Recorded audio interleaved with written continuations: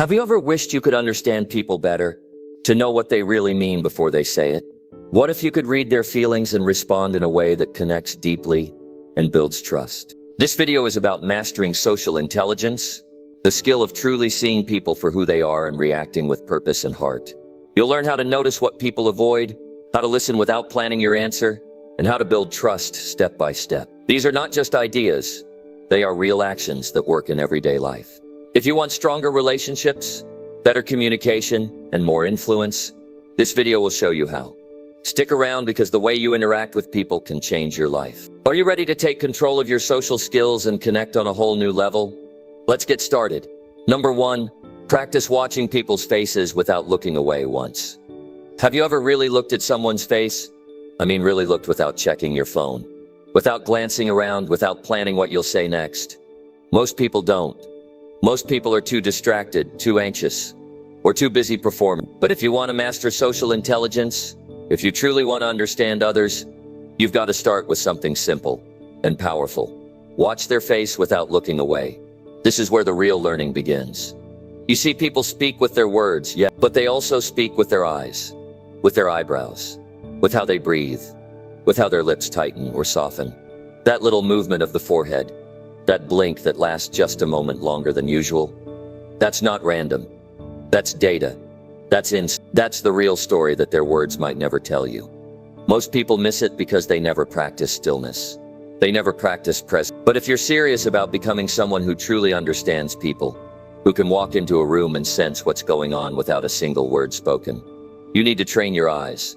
Not just to see, but to observe. You have to learn to sit with your attention fully on someone's face and stay there. No rushing, no reacting, just watching and learning. Now I know this sounds simple, but don't mistake simple for easy. It's hard to stay with someone's face and not flinch. It's hard to stop your mind from wandering. It's hard to resist the urge to interrupt, to fix, to judge, or to turn away. But that's the discipline. That's the muscle you're building. You're building the habit of paying attention. Not just for a second, but long enough to notice something meaningful. Because here's the truth. People will tell you everything you need to know. Not with their mouth, but with their face. You can hear someone say they're fine, but their face might show hesitation. It might show tension in the jaw. It might reveal tired eyes or a fake smile. And if you're trained to notice that, you won't miss the truth hiding behind the words. This skill is not about being sneaky. It's not about being clever. It's about being present. It's about seeing people fully and giving them the rare experience of being seen without interruption, without judgment, without distraction. Most of the time, people don't even realize how badly they want this. They don't walk around saying, "I wish someone would look at me longer."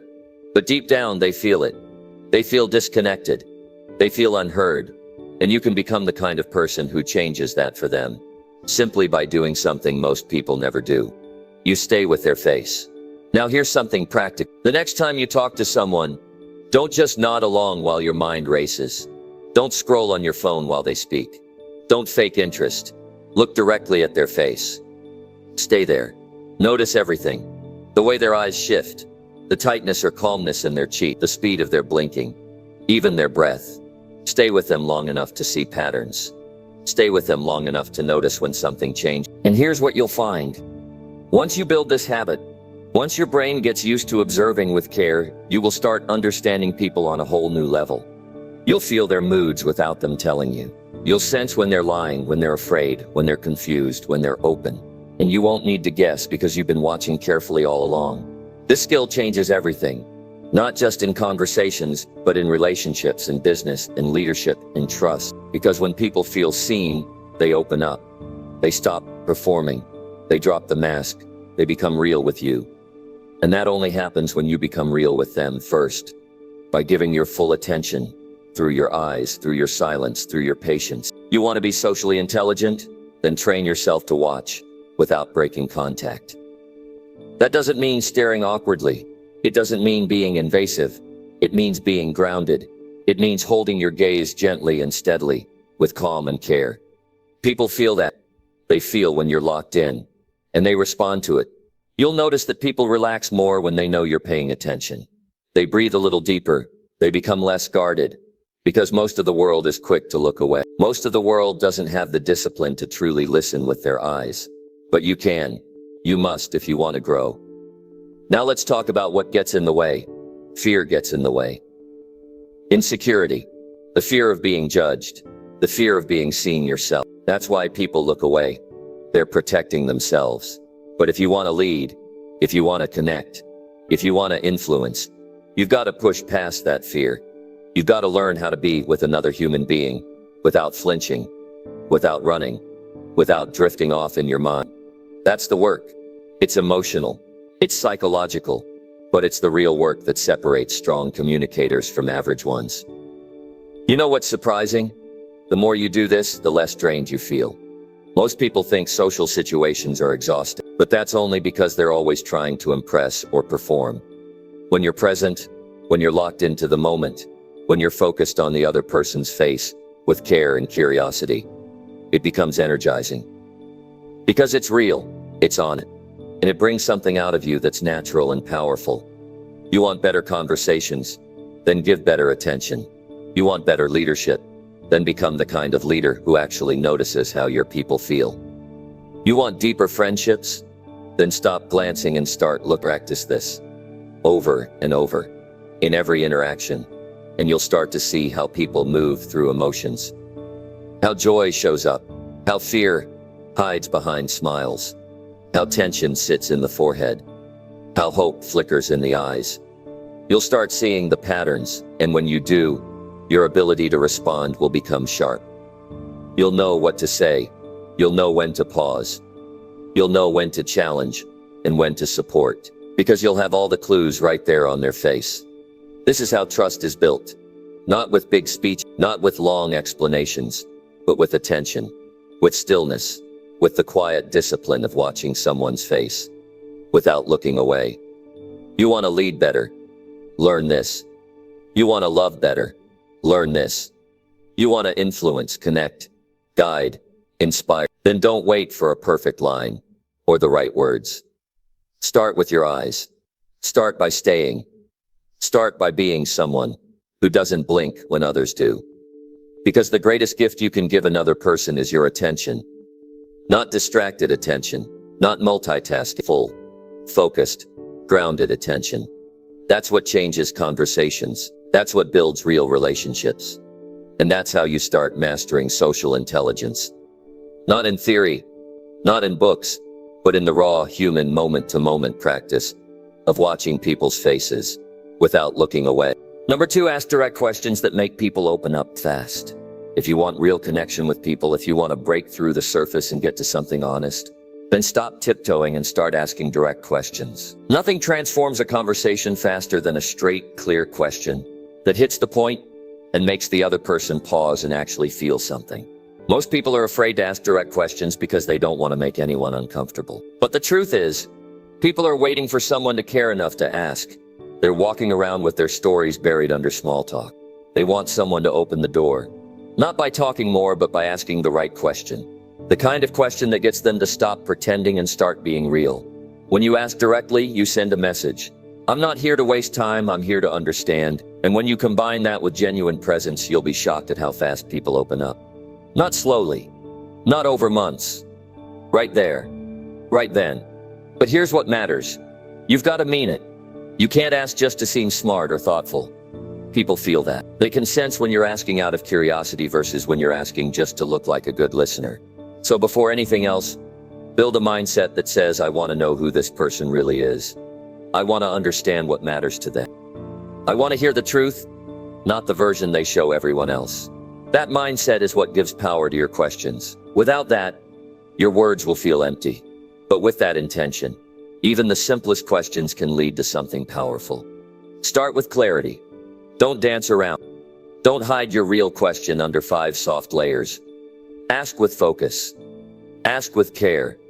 For example, instead of saying, so how's everything going? Ask, what's been the hardest part of your week? That's a question that matters. That's a question that gives permission for honesty. People are carrying stress, doubt, insecurity, and pressure they don't talk about. They're not going to pour it out for just anyone, but they will if you ask in a way that makes it safe and strong at the same time. It's not about being aggressive. It's about being real. People respect that more than you know. You want someone to trust you? Then stop asking safe questions that lead nowhere. Ask something that shows you care about what's under the surface. Ask, what are you avoiding right now? Ask, what do you really want, but feel like you can't say out loud?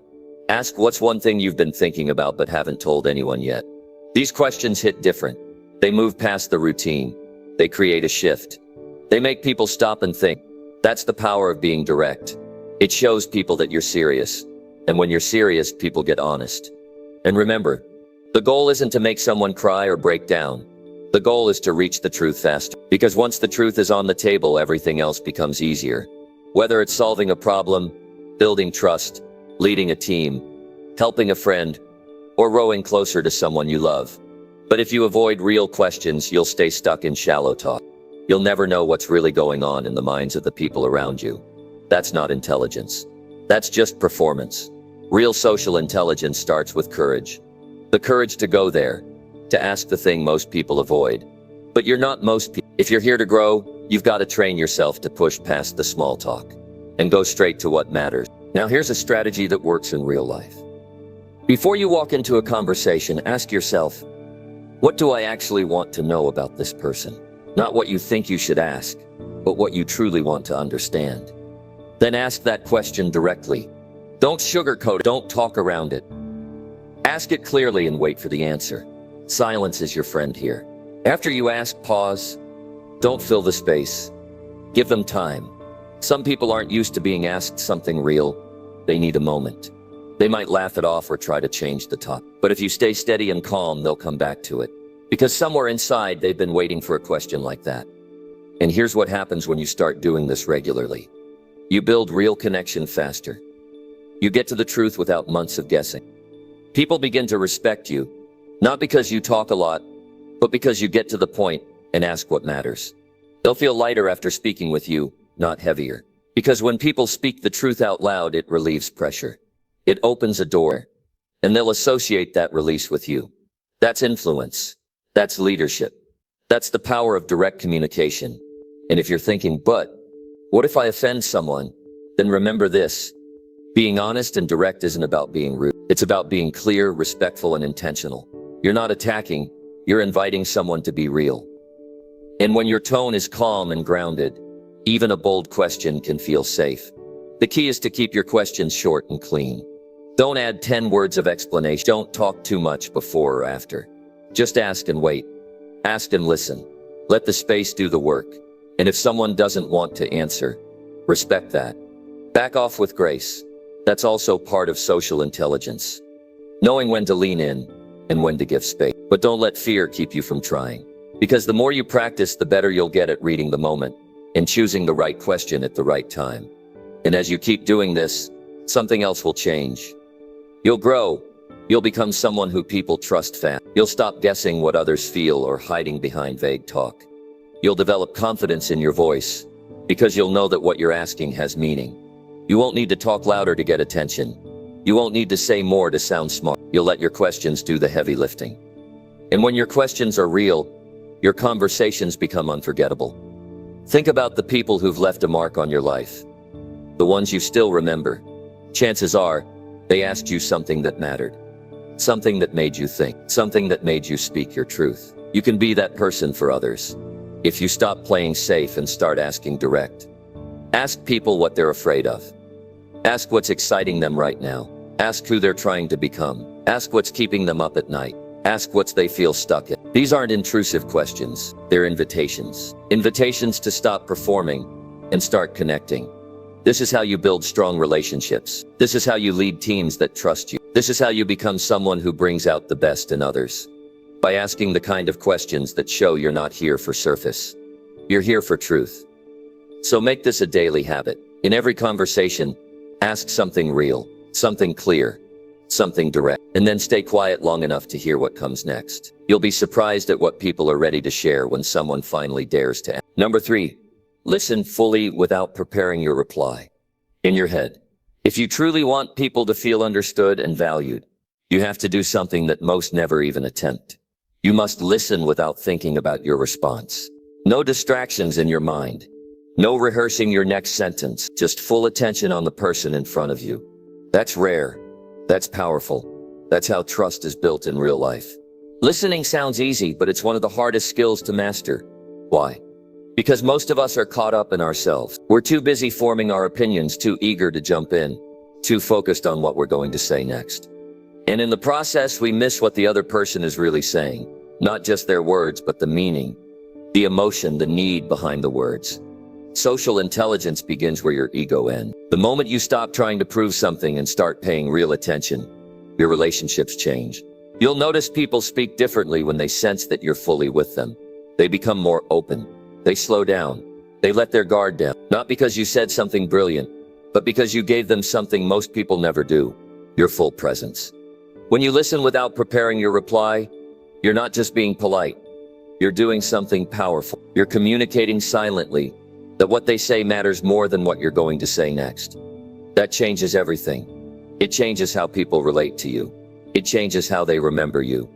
And it changes the level of depth you can go to in every interaction. You've been in conversations where you could tell the other person wasn't really listening. They were nodding, maybe even smiling, but their eyes weren't connected. Their attention was drifting. And as soon as you stopped speaking, they jumped in with something about themselves. That doesn't feel good. It doesn't feel safe. It doesn't build any real connection. Now flip that.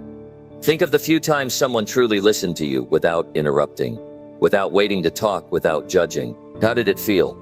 Calming, encouraging, honest. That's the kind of experience you can create for others, but only if you develop the discipline to pause your own thoughts and give your full focus to theirs. This is not passive. This is not weak. It takes strength to silence your own inner noise. It takes strength to stay present and not drift into your own agenda. But that's where the growth is. That's where the transformation begins. Not just in the other person, but in you. Because when you listen fully, you start to notice more. You hear things others miss. You pick up details that matter. You start understanding people better than they understand themselves. And here's the key. You can't fake it. You can't pretend to listen while mentally rehearsing your point. People sense it. They may not call it out, but they feel it. And the moment they do, the energy changes. Trust slips away. But when you're fully with them, mind clear, attention sharp, they feel it too. They feel seen. That's when they begin to share things they wouldn't share with anyone else. So how do you build this kind of listening? You practice staying quiet in your mind. You catch yourself when your thoughts drift to your response, and you gently bring your attention back to them. You train your mind to stay open, curious, and focused on the moment. This takes time. It takes effort. But every moment you do it strengthens your ability to connect on a deeper level. You're not just hearing words. You're reading emotions. You're picking up on tone, pacing, and pauses. You're learning how someone truly feels even when they don't say it out loud. That's real communication. That's emotional awareness. And it starts by giving them space to speak, while you give up the need to speak right away. Most people are afraid of silence. They rush to fill it. But silence is not awkward if you respect it. It gives room for thought. It gives the other person space to reflect. It gives you time to actually absorb what was said before reacting. And when you respond after listening fully, your words carry more weight. They're not rushed. They're not reactive. They're thoughtful. They show that you were truly paying attention. There's a kind of leadership that doesn't come from talking more. It comes from listening better. People follow those who make them feel understood. And nothing makes a person feel more understood than being fully heard. If you want stronger relationships, better results, more impact, then stop racing to speak and start training yourself to wait. Be patient. Be quiet. Be present. Let the person finish completely before you even start forming your reply. Then take a breath. Replay their words in your mind. Ask yourself, what are they really trying to say? And only then speak, slowly, clearly, and with intention. You'll be surprised at how different your conversations become. Arguments decrease, misunderstandings fade. People become more respectful because you're showing them respect first. This doesn't just help in personal relationships. It helps in business, leadership, coaching, parenting, every area where people are involved. Listening fully without preparing your reply builds discipline in you. It teaches you self-control. It humbles your ego. And that humility is what gives your presence strength.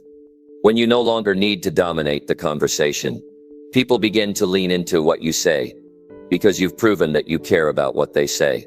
And remember, this kind of listening is rare. That's why it stands. You don't need to change your personality or become someone you're not. You just need to start doing what few are willing to do. Pause, focus, resist the urge to interrupt. Let go of your clever response. Just be with the other person fully. That's how trust grows. That's how influence expands. That's how meaningful relationships form. Not through more words, but through better listening. Start practicing it today. In every conversation, make it your goal to fully hear them before you speak. It will feel unfamiliar at first. Your mind will want to jump ahead. You'll feel tempted to interrupt or plan your answer. But push through that. Remind yourself, they're speaking now, and I'm listening now. The more you do this, the more natural it becomes. You begin to slow down in the best way. You stop reacting. You start responding with clarity, and people start noticing a difference in how you make them feel. They feel more connected, more relaxed, more respected.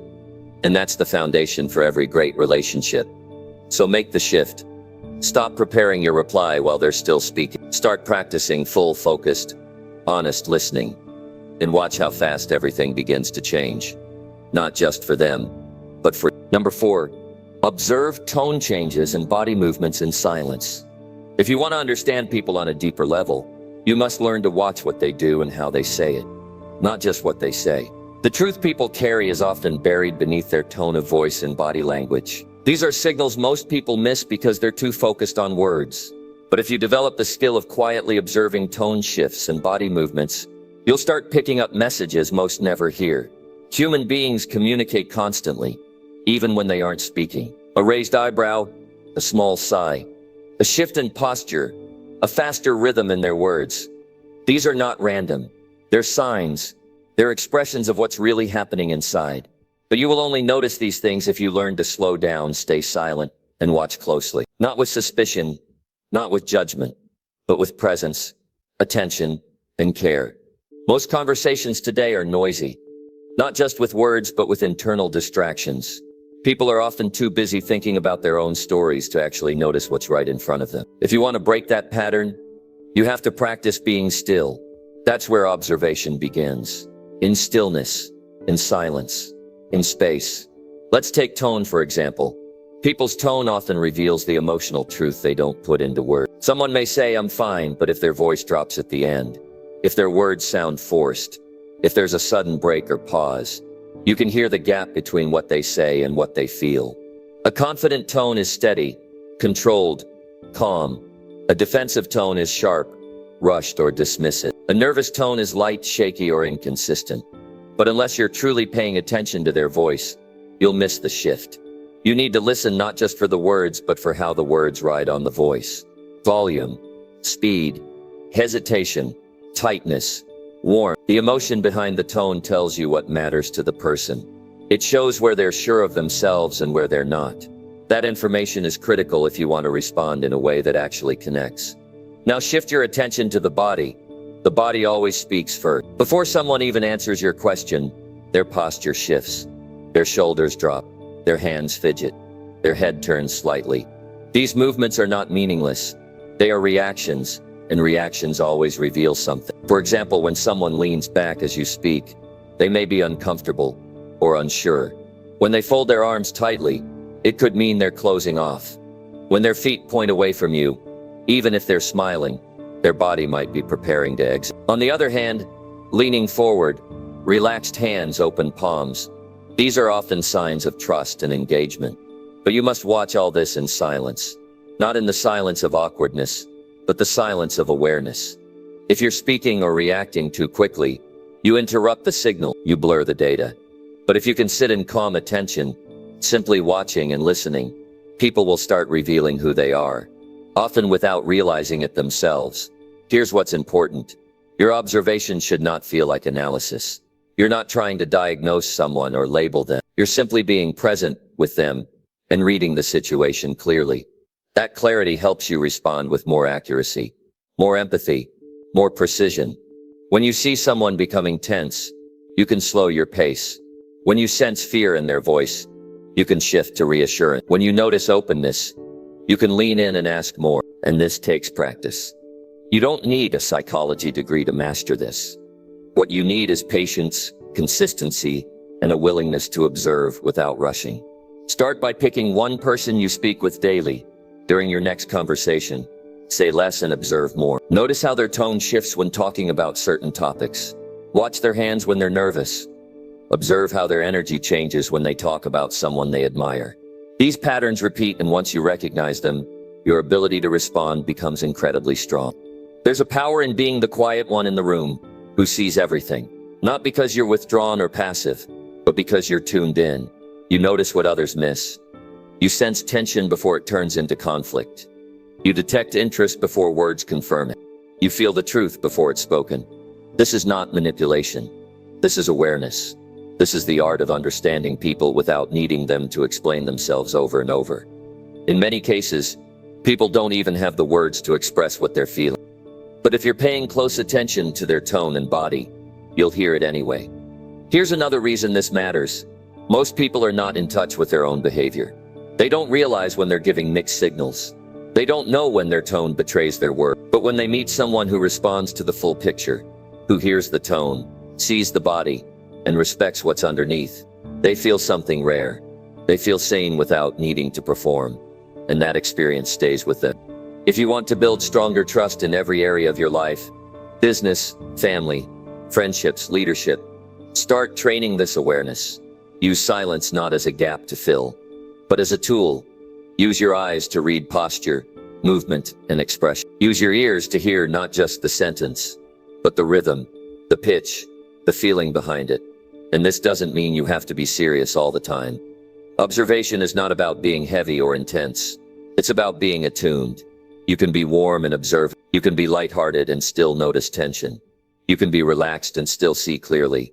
People appreciate those who don't rush them. People respect those who notice the little things.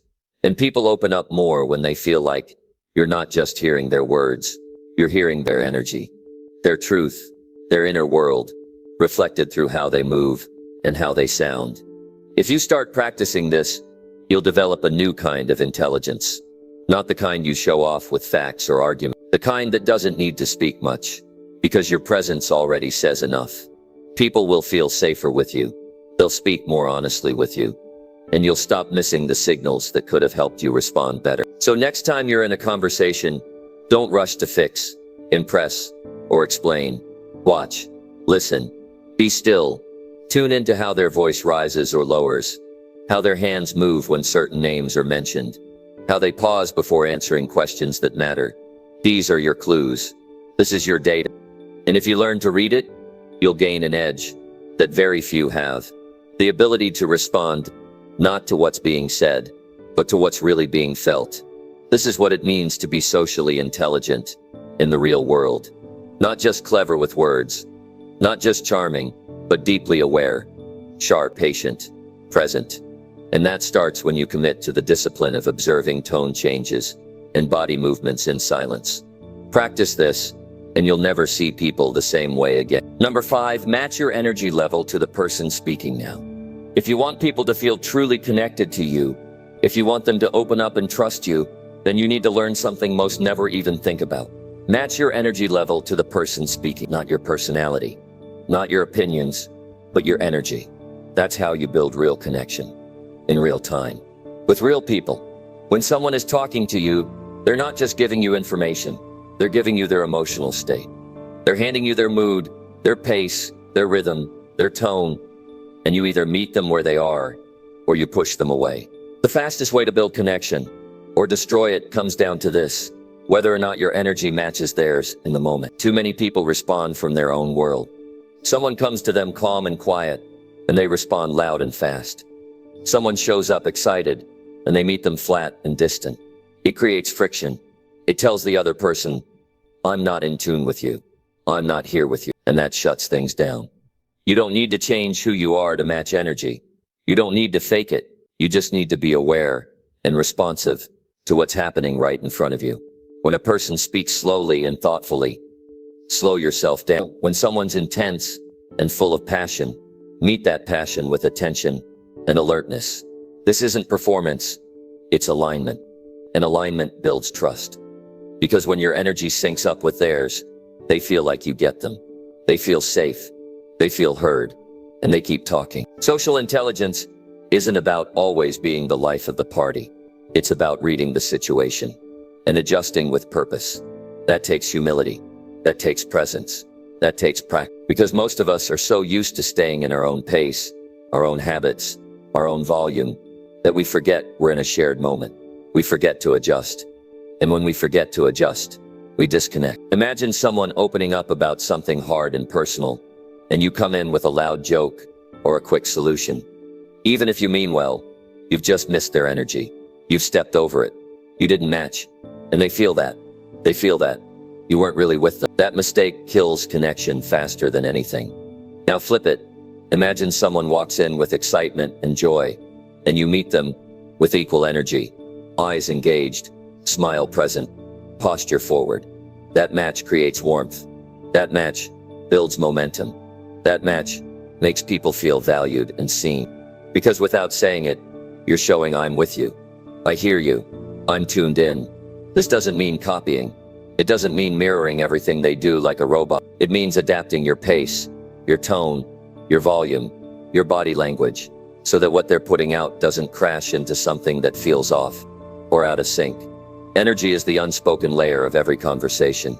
It's what people feel long before they process your words. And if your energy is too far from theirs, they won't feel safe, they won't feel heard, and they won't want to keep going deeper. But if your energy matches, they'll relax, they'll lean in, they'll trust the space between you. To get good at this, you have to get out of your head and into the moment. You have to listen not just with your ears, but with your whole presence. What's their pace? What's their tone? Are they high energy or low energy right now? Are they carrying excitement or fear? Are they open or guarded? You adjust based on the answer. If someone is quiet, speak softer. If someone is energetic, bring your volume up. If someone is serious, hold your posture steady. If someone is lighthearted, loosen your body and laugh a little. This doesn't make you fake. This makes you connected. And when people feel connected, they stay longer, talk deeper, and respond better. Think about someone in your life who makes you feel comfortable. Odds are, they're not always trying to impress you. They're not always throwing advice at you. They're simply with you. They match your flow. They don't force a mood. They step into yours. And that's why you go to them when it matters. You can be that person. You can train yourself to adjust in every conversation. And when you do, people will naturally start trusting you more, opening up to you more, listening to you more, not because you're louder or smarter, but because your presence feels right. Matching energy also makes you more persuasive. Because when people feel understood, they become more open. They drop resistance. They stop protecting themselves. And that makes space for real influence, not manipulation, not pressure, but authentic influence that comes from connection. And here's something powerful. When you match someone's energy, you can also guide. You start where they are, then slowly shift the tone. That's how you calm someone down or lift someone up. But you can't shift anything until you first meet them. You can't guide someone you've ignored. You build that bridge by matching their emotional state in the beginning. This matters in leadership. This matters in relationships. This matters in sales, coaching, mentoring, parenting. Anytime you deal with people, if you're always in your own rhythm, you'll miss what's happening right in front of you. But if you build the habit of adjusting, of syncing up with others in real time, you become powerful in the best way. Not forceful, but tuned in. This practice takes time. At first, you might notice you're often ahead or behind in energy. That's okay. The fact that you notice is already growth. Each time you catch it, make the shift. Lower your pace. Raise your tone. Sit back or lean in. Whatever the moment needs. Not what you need, what they need. That's leadership. That's respect. That's what makes people feel valued. And the beautiful part is, the more you do this, the more natural it becomes. You stop needing to think about it. Your awareness sharpens. You start reading the room better. You adjust automatically. And the people around you will feel the difference even if they can't explain. They'll just know when I'm with you. I feel seen. I feel like we're on the same level. That's rare. That's valuable. So stop trying to dominate the room with your energy. Stop staying stuck in your default state. Start reading people. Start matching their level. Step into their rhythm. Respect the energy they bring. And they'll respect yours when it's time to speak. When that mutual rhythm forms, that's when real connection happens. Be the kind of person who knows how to meet people where they are. Be the one who adjusts not to please, but to connect. And once you master that, you'll never have to chase attention or force connection again, because people will feel it the moment they meet you. Number 6, speak last in group talks to read their thinking. If you want to lead with clarity, impact, and confidence, then make it a habit to speak last in group conversations. Not because you have nothing to say, but because you want to understand before you influence. People rush to speak because they're afraid of being overlooked. But when you speak last, you don't lose power. You gain it. You gain insight, perspective, and control over how the conversation unfolds. That's not weakness. That's smart.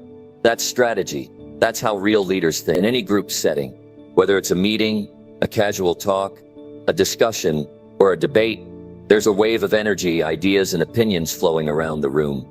Most people dive in early, eager to prove something or defend their view. But the problem is, once you speak first, you shape the direction of the talk without knowing what others truly think. You react without reading the room. You move without watching how others move. When you speak first, you reveal your thinking too early. You show your cards before seeing anyone else's. And in doing so, you lose the chance to observe the full picture. You miss subtle points. You overlook the emotional undertones. And worst of all, you influence others to either agree out of pressure or hold back out of fear. The conversation narrows instead of expanding. But if you wait, if you hold your thoughts, stay quiet, and let others go first, you get to learn. You get to study how people think. You see their confidence, their confusion, their conviction. You notice their tone, their tension, their body language. And in those moments of observation, you gather more than facts. You gather insight. You begin to see patterns. Who dominates? Who hesitates? Who always agrees? Who disagrees, but stays quiet? That knowledge becomes your advantage. Because when you finally speak, you do it with a full view of the room. You speak into the gaps. You connect the dots. You respond, not from assumption, but from clarity. And when you do speak, people listen. Because you didn't rush. You didn't interrupt. You wait, and that waiting builds weight behind your words. People respect the one who listens and speaks with purpose, not the one who talks first just to be heard. Speaking last isn't about being passive. It's about being prepared. There's something powerful about holding space for others to speak before you do. It shows patience. It shows humility, and it gives others the freedom to express themselves without fear of judgment or correction. That's how you get honesty. That's how you get the full truth instead of filtered opinions. And the best part, by speaking last, you become the one who ties everything together. While others are scattered in different directions, you bring the conversation to a close with clarity and focus. You highlight what matters. You point out what's missing. You add meaning to what's already been said. And people begin to see you as someone who leads, not by speaking more, but by listening better. This habit works in every kind of group setting. In meetings, it shows you value others' input. In casual conversations, it shows emotional maturity. In debates, it shows calm strength. In leadership, it builds trust. And in decision-making, it gives you a wider view before you choose your words. Here's the mistake most people make. They confuse speed with intelligence.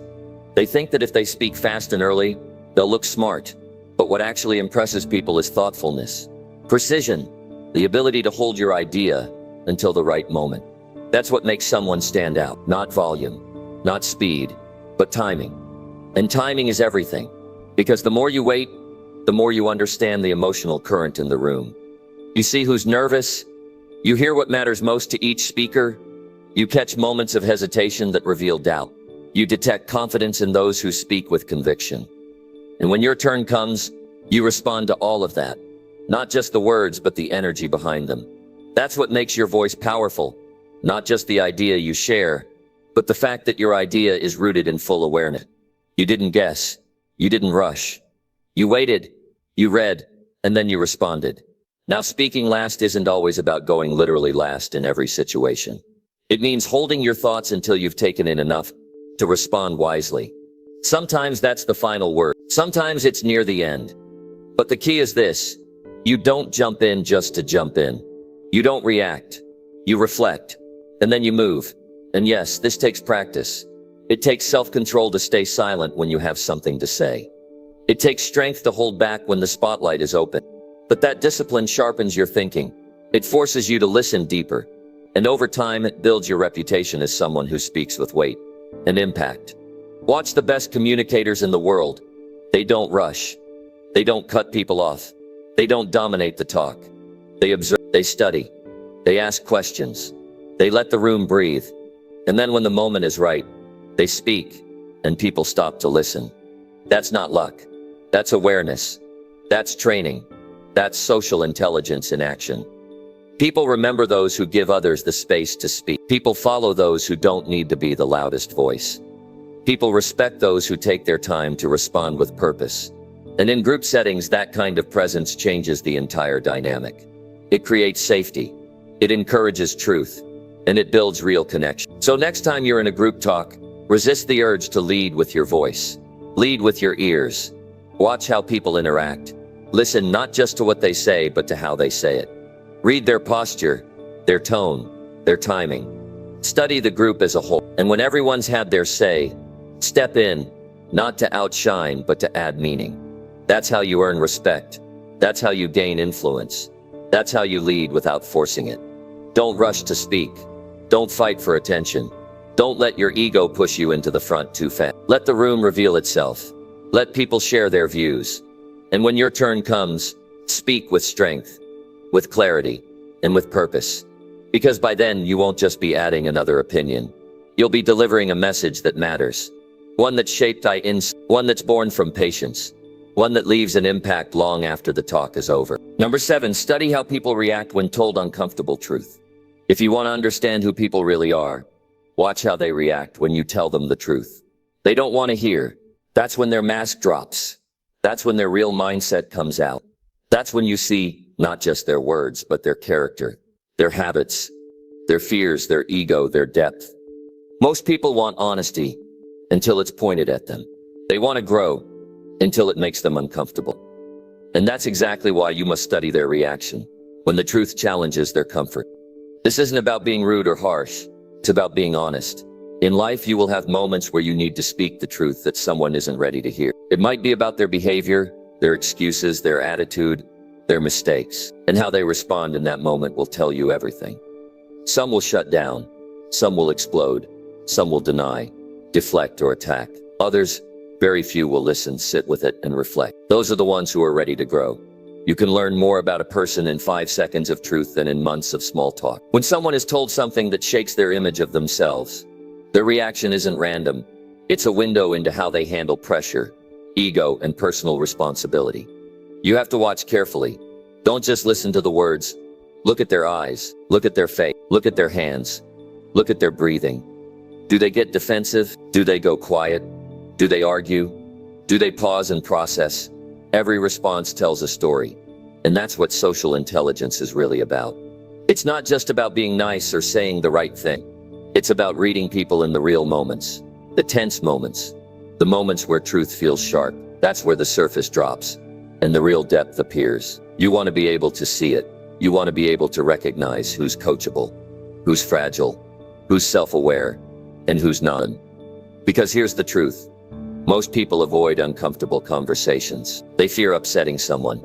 They fear being rejected. They fear losing approval. But if you want real progress, whether in leadership, relationships, business, or self-growth, you can't avoid discomfort. You have to be able to say what's real. And more importantly, you need to understand how the other person handles it. Watch what happens to their tone. Does it rise? Does it get shaky? Does it get sarcastic? Do they start speaking faster, like they're trying to overpower the truth with words? Do they go quiet, trying to avoid conflict? Or do they ask questions, trying to understand instead of defend? All of this is feedback, and if you're paying attention, you'll know exactly what kind of person you're dealing with. Sometimes people will laugh to cover the sting. Sometimes they'll get angry to avoid the truth. Sometimes they'll try to turn the spotlight back on you. Don't react. Don't take it personally. Just watch. Stay calm. Stay present. Stay sharp. That reaction you're seeing, it's not about you. It's about their relationship with truth. You're just the mirror. And it's not only about studying others, it's also about studying yourself. How do you respond when someone tells you the uncomfortable truth? Do you shut it down? Do you push back? Or do you sit with it, even when it burns? Your ability to handle truth reflects your capacity to grow. And the more truth you can handle, the more growth you can unlock. But this isn't easy. Truth stings. It breaks the fantasy. It challenges our identity. But that's the cost of real progress. That's the price of deep connection. If all your conversations are comfortable, you're not growing. If everyone agrees with you all the time, you're not being honest. If you're always liked but never respected, you're probably avoiding truth.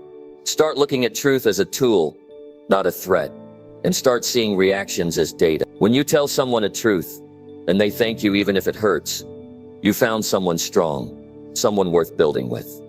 But when you tell someone the truth, and they make you regret it, that's a sign. It means they're not ready yet, or they're protecting a version of themselves. They're afraid to lose, and this awareness helps you make better decisions. It helps you choose the right people to work with, to trust, to open up to. Because once you know how someone handles the truth, you'll know how they handle adversity, feedback, leadership, and growth. You'll know if they'll rise with you or run from themselves. There's a reason most people stay the same year after year. They surround themselves with people who tell them what they want to hear. They avoid feedback. They protect their image. They resist correction. That's not strength. That's fear. And that fear keeps them stuck. But if you're serious about rising, you need to face the hard truths and study the ones who can too. The next time you speak the truth, don't just focus on your words. Focus on what happens after. That's where the gold is. That's where your social intelligence sharpens. That's where your ability to read human behavior becomes powerful. Because now you're not guessing. You're not hoping. You're watching, learning, understanding. And that understanding helps you move smarter, speak better, and connect deeper. The people who make the biggest impact are the ones who can say the hard thing and also understand the impact of what they've said. They don't just drop truth like a bomb. They watch how it lands. They watch how it's received. They adapt based on what they see. That's not manipulation. That's emotional awareness. That's communication at a high level. So make this a habit. When you have an honest moment with someone, pay close attention to their reaction. Don't rush. Don't explain. Just observe. Let the silence hang. Let them process. See how long it takes for them to respond. Notice the look in their eyes. Notice what they say next. Is it curiosity or defensiveness? Is it gratitude or resistance? Every reaction is a lesson. And the more you study these moments, the more skilled you become at understanding people. Not on the surface. Not just with smiles and small talk, but at the level where truth lives. And that's where trust is built. That's where leadership grows.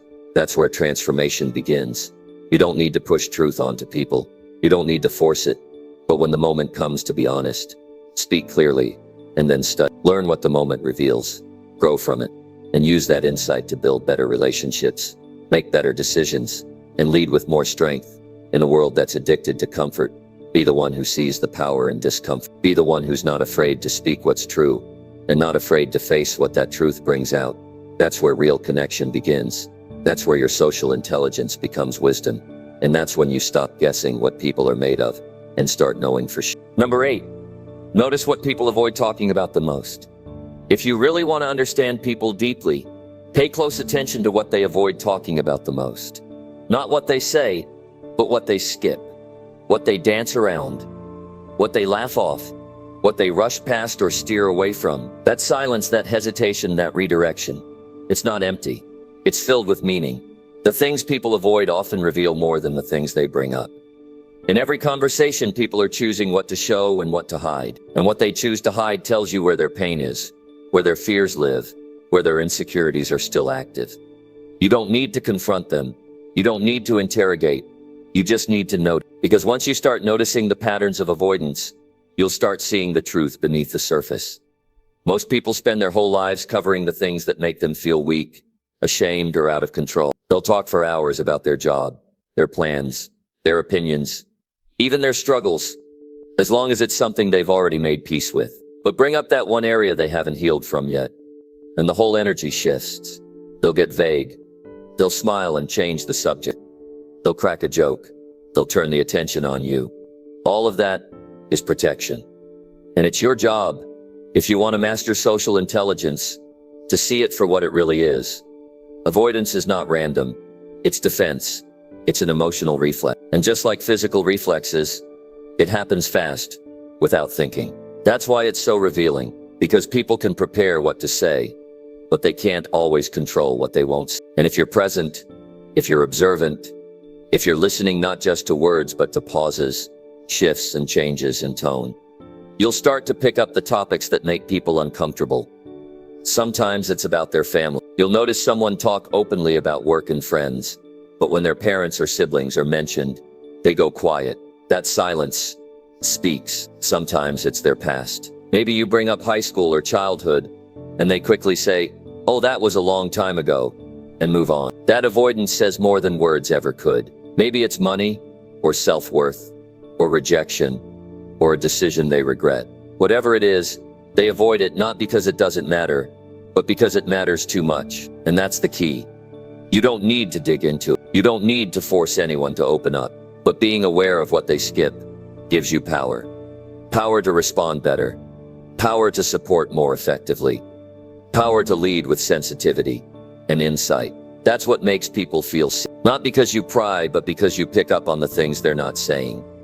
Every conversation has two layers. The surface, where the words live, and the depth, where the emotions live. Most people stay on the surface because it's safe. But the moment you start noticing what gets avoided, you drop into that second layer. You begin to feel the emotion hiding behind the silence. And if you're emotionally strong enough to hold that space, people will trust you more than they trust anyone else. Avoidance also shows you where people are stuck. It reveals where their growth has stopped. Someone may seem confident, loud, successful, but if there's a part of their story they always avoid, that's the part they haven't faced yet.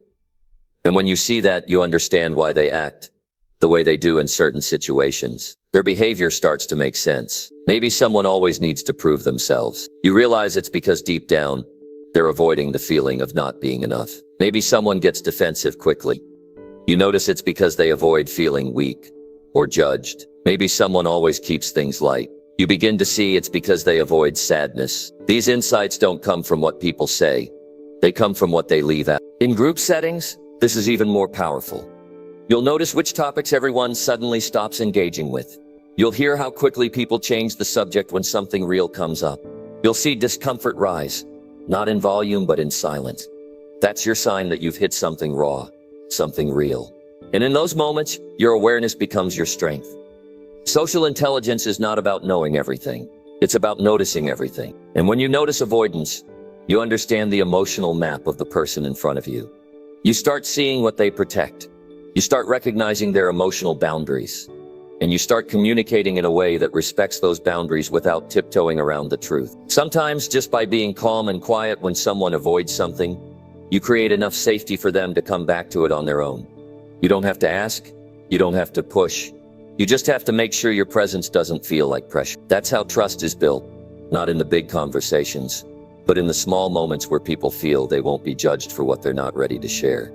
Notice also how people react when someone else brings up something they avoid. Do they change the subject again? Do they withdraw from the group? Do they joke it away? These responses are part of the story. They tell you how people have learned to survive emotionally. And if you see clearly, you'll know how to meet them with understanding instead of mis. This ability to observe avoidance helps in every part of life. In leadership, you'll be able to sense where your team needs support, but doesn't know how to ask. In relationships, you'll be able to tell when your partner is struggling with something they can't say. In friendships, you'll be able to sense when someone's laughing on the outside, but avoiding something serious on the inside. And in yourself, you'll begin to notice what you avoid. That's the most important part. Because the truth is, we all have things we don't talk about. Not because we're hiding them, but because they're still heavy. They're still raw.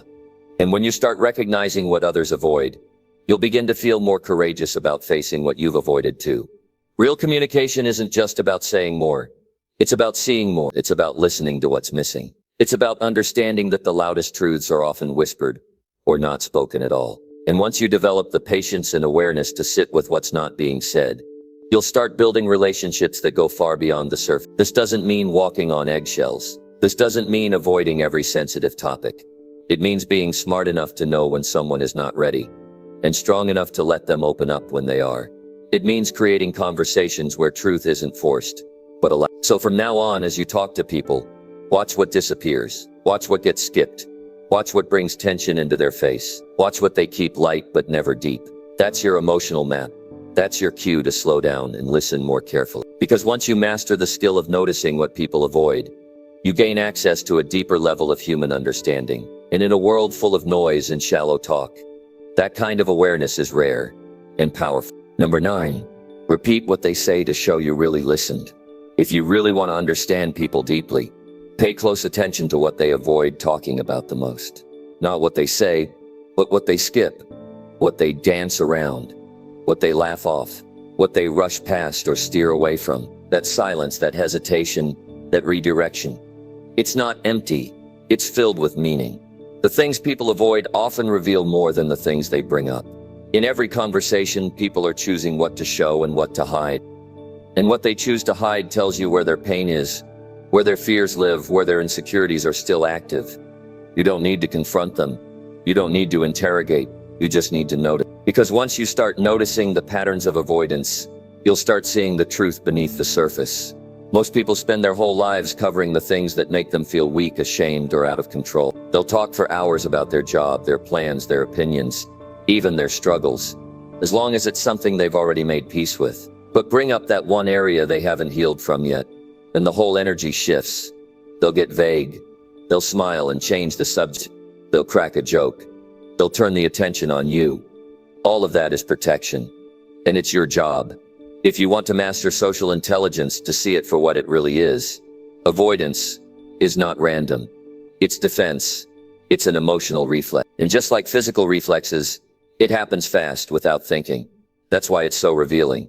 Because people can prepare what to say, but they can't always control what they won't say. And if you're present, if you're observant, if you're listening not just to words but to pauses, shifts, and changes in tone, you'll start to pick up the topics that make people uncomfortable.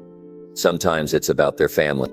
You'll notice someone talk openly about work and friends, but when their parents or siblings are mentioned, they go quiet. That silence speaks. Sometimes it's their past. Maybe you bring up high school or childhood, and they quickly say, "Oh, that was a long time ago," and move on. That avoidance says more than words ever could. Maybe it's money, or self-worth, or rejection, or a decision they regret. Whatever it is, they avoid it not because it doesn't matter, but because it matters too much. And that's the key. You don't need to dig into. You don't need to force anyone to open up. But being aware of what they skip gives you power. Power to respond better. Power to support more effectively. Power to lead with sensitivity and insight. That's what makes people feel seen. Not because you pry, but because you pick up on the things they're not saying. Every conversation has two layers. The surface, where the words live, and the depth, where the emotions live. Most people stay on the surface because it's safe. But the moment you start noticing what gets avoided, you drop into that second layer. You begin to feel the emotion hiding behind the silence. And if you're emotionally strong enough to hold that space, people will trust you more than they trust anyone else. Avoidance also shows you where people are stuck. It reveals where their growth has stopped. Someone may seem confident, loud, successful, but if there's a part of their story they always avoid, that's the part they haven't faced yet. And when you see that, you understand why they act the way they do in certain situations. Their behavior starts to make sense. Maybe someone always needs to prove themselves. You realize it's because deep down, they're avoiding the feeling of not being enough. Maybe someone gets defensive quickly. You notice it's because they avoid feeling weak or judged. Maybe someone always keeps things light. You begin to see it's because they avoid sadness. These insights don't come from what people say. They come from what they leave out. In group settings, this is even more powerful. You'll notice which topics everyone suddenly stops engaging with. You'll hear how quickly people change the subject when something real comes up. You'll see discomfort rise not in volume but in silence. That's your sign that you've hit something raw, something real. And in those moments, your awareness becomes your strength. Social intelligence is not about knowing everything. It's about noticing everything. And when you notice avoidance, you understand the emotional map of the person in front of you. You start seeing what they protect. You start recognizing their emotional boundaries. And you start communicating in a way that respects those boundaries without tiptoeing around the truth. Sometimes just by being calm and quiet when someone avoids something, you create enough safety for them to come back to it on their own. You don't have to ask. You don't have to push. You just have to make sure your presence doesn't feel like pressure. That's how trust is built. Not in the big conversations, but in the small moments where people feel they won't be judged for what they're not ready to share. Notice also how people react when someone else brings up something they avoid. Do they change the subject again? Do they withdraw from the group? Do they joke it away? These responses are part of the story. They tell you how people have learned to survive emotionally. And if you see clearly, you'll know how to meet them with understanding instead of misunderstanding. This ability to observe avoidance helps in every part of life. In leadership, you'll be able to sense where your team needs support, but doesn't know how to ask. In relationships, you'll be able to tell when your partner is struggling with something they can't say. In friendships, you'll be able to sense when someone's laughing on the outside, but avoiding something serious on the inside. And in yourself, you'll begin to notice what you avoid. That's the most important part. Because the truth is, we all have things we don't talk about. Not because we're hiding them, but because they're still heavy. They're still raw. And when you start recognizing what others avoid, you'll begin to feel more courageous about facing what you've avoided too. Real communication isn't just about saying more. It's about seeing more. It's about listening to what's missing. It's about understanding that the loudest truths are often whispered or not spoken at all. And once you develop the patience and awareness to sit with what's not being said, you'll start building relationships that go far beyond the surface. This doesn't mean walking on eggshells. This doesn't mean avoiding every sensitive topic. It means being smart enough to know when someone is not ready, and strong enough to let them open up when they are. It means creating conversations where truth isn't forced but allowed. So from now on, as you talk to people, watch what disappears. Watch what gets skipped. Watch what brings tension into their face. Watch what they keep light but never deep. That's your emotional map. That's your cue to slow down and listen more carefully. Because once you master the skill of noticing what people avoid, you gain access to a deeper level of human understanding. And in a world full of noise and shallow talk, that kind of awareness is rare and powerful. Number 10, test trust by sharing something small and personal first. If you want to know who you can really trust, don't wait for the big moments. Start by sharing something small and personal first.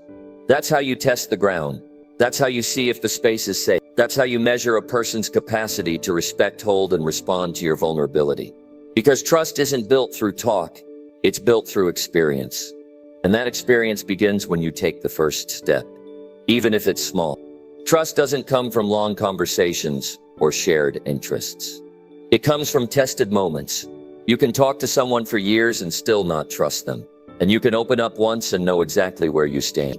When you share something personal, something honest, something that matters to you, and watch how they react, you learn more than you ever could through surface talk. It doesn't have to be deep or dramatic. It just has to be real. Maybe you tell them something you're struggling with. Maybe you mention something you've been reflecting on. Maybe you talk about a mistake you made. You're not dumping your whole story. You're offering a piece of it, a single piece. And then you observe. Do they lean in or pull away? Do they listen or change the subject? Do they respond with curiosity or judgment? That first reaction is your clue. Not just what they say, but how they say it. The tone, the body language, the speed of their reply. Some people will make you feel instantly lighter. Others will make you regret opening up. Both are feedback. Both tell you the truth. The reason this matters is because real trust is not given blindly. It's earned. It's tested. It's confirmed through action. And the best way to test it is by sharing a small part of yourself. Not to manipulate, not to trap someone, but to observe how they hold what you've given them. Do they respect it? Do they keep it to themselves? Do they respond with care? That's how you know. People can say they're trustworthy all day long. That doesn't mean anything.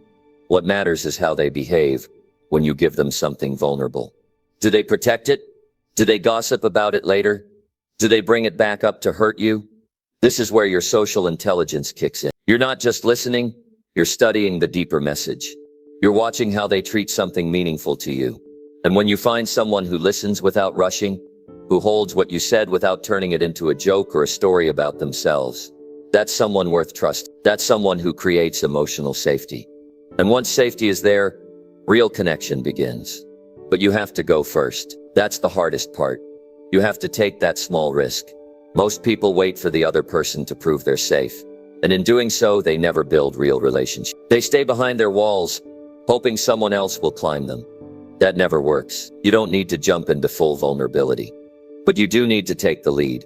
Not because you're desperate, but because you're strong. Strong people know how to test trust without giving everything away. They know how to open up in doses.